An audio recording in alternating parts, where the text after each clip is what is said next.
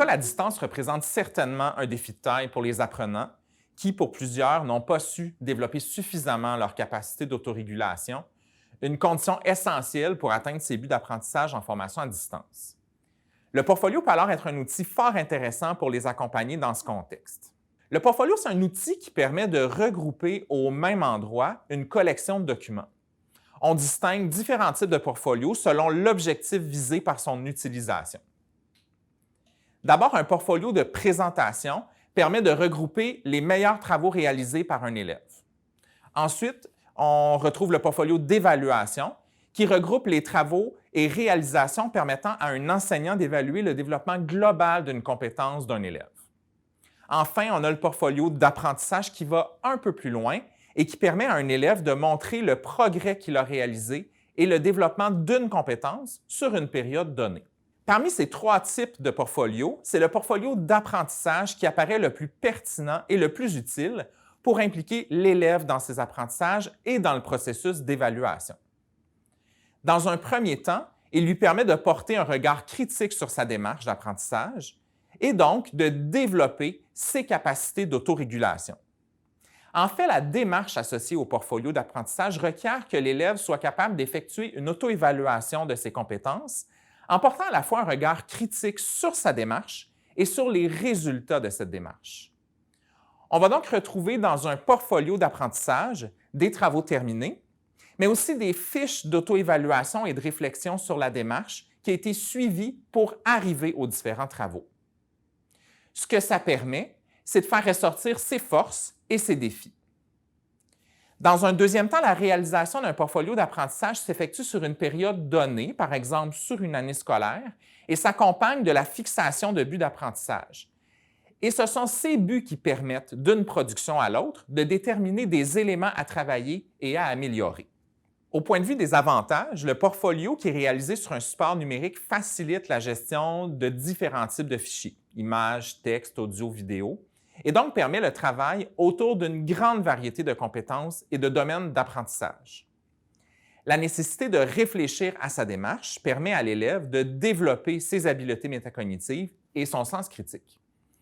Pour l'enseignant, le portfolio offre un portrait global du développement de l'élève parce qu'il permet, à travers les réflexions qu'on y retrouve, de constater comment il se perçoit, entre autres au plan académique et affectif. D'ailleurs, ce qui est intéressant avec le portfolio, c'est que l'élève est amené à se comparer avec lui-même davantage qu'avec les autres élèves. Ça permet de recentrer l'élève sur son développement personnel par rapport à ses capacités plutôt qu'à celles des autres.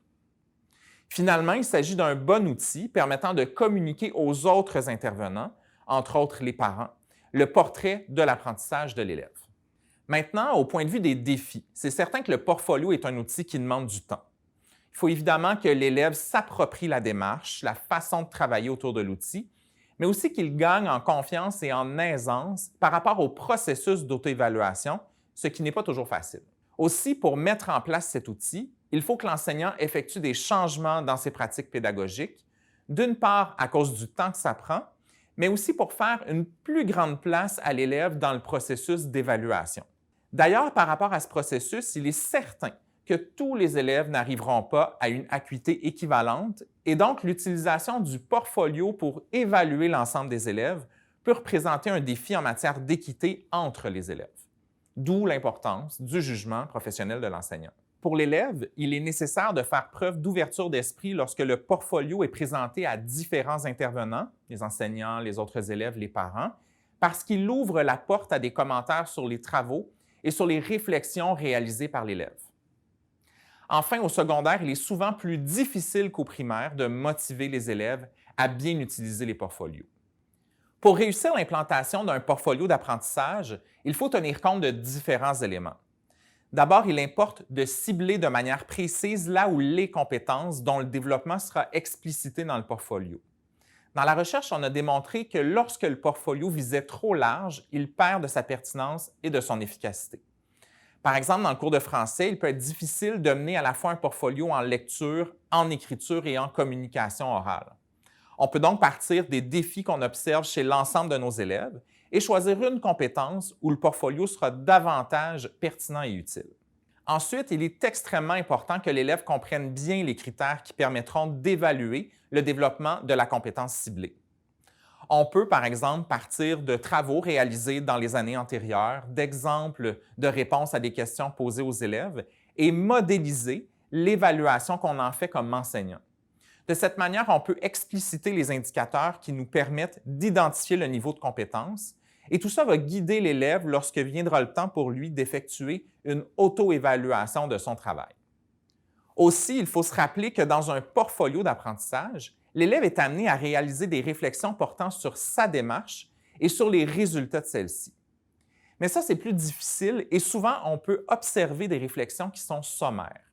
Encore là, il est important de bien guider l'élève en lui proposant, par exemple, des fiches de réflexion qui comportent des questions précises et qui sont semblables d'une fois à l'autre. Autrement dit, il peut être très gagnant de concevoir un modèle de fiche de réflexion qui restera sensiblement le même d'une production à l'autre. Aussi, on peut proposer à l'élève un modèle de fiche de réflexion rempli pour qu'il voit à quoi on s'attend et jusqu'où il doit pousser sa réflexion. Pour l'élève, tout ça est rassurant parce qu'il sait à quoi s'attendre et qu'il n'a pas à s'approprier un nouvel outil métacognitif d'une fois à l'autre.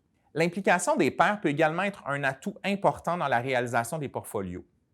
Deux élèves pourraient être jumelés et chacun lit la réflexion de l'autre par rapport à un même travail et donne des commentaires.